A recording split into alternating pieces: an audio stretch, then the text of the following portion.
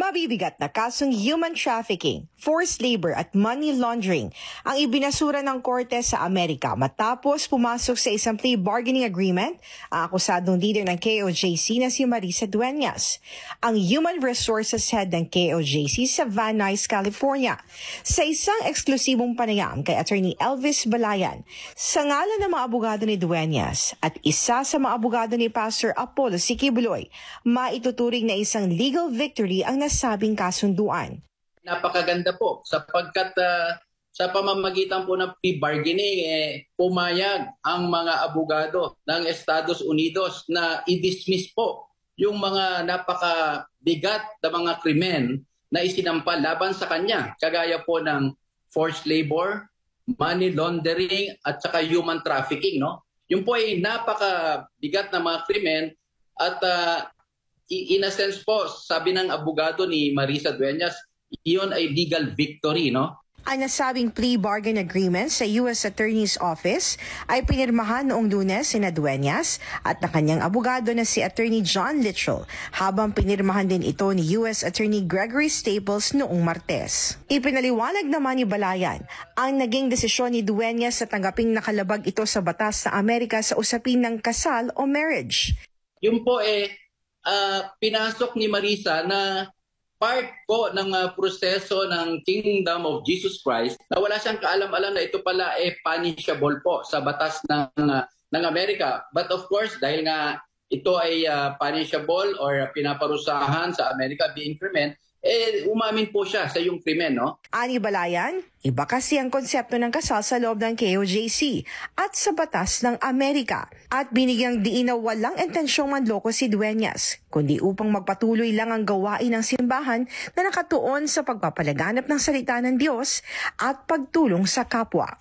Yung mga naging sistema o proseso po ng Kingdom of Jesus Christ sa Estados Unidos, no, na kung saan nagkakaroon ng mga marriage, no, among the members, okay? Tapos meron silang special procedure to undergo that, no, under the guidance of the Kingdom of Jesus Christ. Yun po ay sinunod lamang ni Marisa Dueñas. Kaya sa kasawian palad po, ang ayon sa batas po ng Estados Unidos, ito ay violation ng kanilang mga batas. Kung kaya't si Marisa naman, no, out of realizing that, sa kanyang tinatanggap yon. Pero antimano po, no, at the very outset, wala po siyang intensyon na mag-commit ng fraud. Yan ang tinatawag nila. Bagkus, gusto lamang niya sumunod sa mga turo at alituntunin at proseso po ng Kingdom of Jesus Christ. Samantala, nilinaw din ni Balayan na hindi totoo ang mga kumakalat na balita na tumalikod na si Dueñas sa KOJC.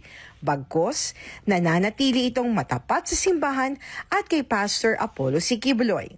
Pinaka-importante na gusto naming bigyang linaw, si Marisa Dueñas po ay hindi tumitiwalag or lumalaban sa sino man sa Kingdom of Jesus Christ sa kanyang pag-enter ng plea bargaining, no?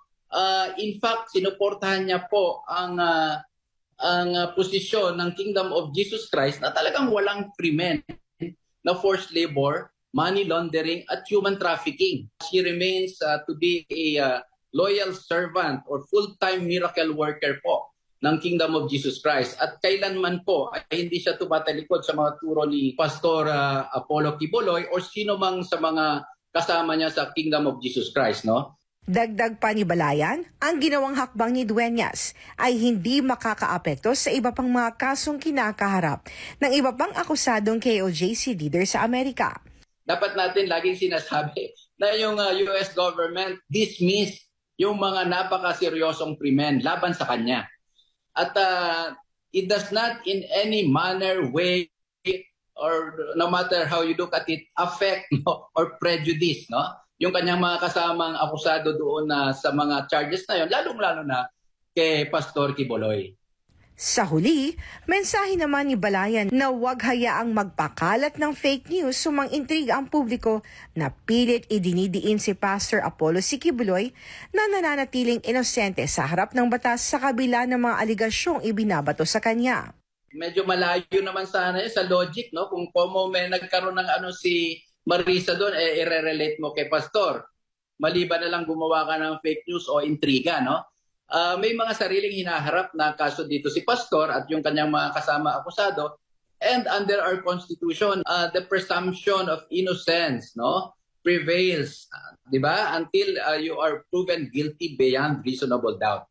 So wag po natin babalik rin or bibigyan ng maling interpretasyon ang batas, no, lalong-lalo na ang ating constitution.